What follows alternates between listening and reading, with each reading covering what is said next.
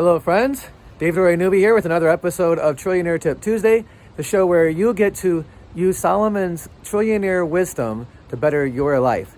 King Solomon was a Jewish king. You may have heard of him as a very wise king. What you may not know is that today's money, he was worth $4 trillion, and he had $2 trillion in his gold holdings alone. So, what is today's trillionaire tip? It comes from Ecclesiastes 5, verses 15 and 16, which says that everyone leaves the world the same way they were born, naked and empty-handed. You can't take your riches with you. And this is a serious problem. For all the work that one's doing ends up being meaningless, like chasing after the wind.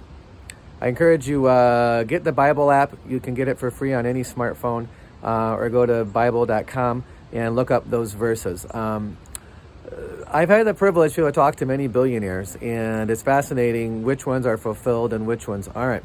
Some people are content whether they have achieved everything they wanted to in life and business and work, and some aren't. Some men have not achieved very much and are content, and some have achieved great things and are still not content. So I'm right here in front of Henry Ford's garage in his powerhouse. I proposed to my wife about 300 feet behind me down by the water. And this garage actually includes the first motorized carriage ever built and his first car.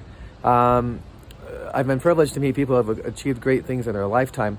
I want to encourage you, pursue greatness and choose contentment along the journey as well. Don't connect whether you're going to be content upon achieving a certain thing. That's setting yourself up for failure. Another thing, Solomon's teaching of Solomon is don't wear yourself out to get rich. Have the wisdom to show restraint. So whether you measure success in the dollars in your bank account or your net worth, or whether you measure it in achievement, I want to encourage you to add some other metrics and measure achievement in your relationships with your wife, with your kids, with those close to you in your workplace. Measure your achievement with other human relational metrics in addition to financial metrics. I just watched the movie Astra yesterday with my sons, and it was very fascinating because the main character goes and looks for his father, who was thought to be dead, and they think he might be alive. And the father sacrificed a lot to achieve great things. He was a space explorer, so much like Elon Musk is building SpaceX and wants to get humanity to the moon and to Mars. This is a movie set in the near future, let's say 50 years from now, where his dad went to explore far out in the universe, and there's a great personal cost to him with his marriage and with his son. And the movie deals a lot with fathers and sons and relationships and counting the cost of your work. So I highly encourage you to watch the movie. But one thing that the main character realizes is that he sacrificed a lot in his family. Being an astronaut like his father, he looks to do the same job as his dad and make his dad proud. And his relationship with his wife really suffers.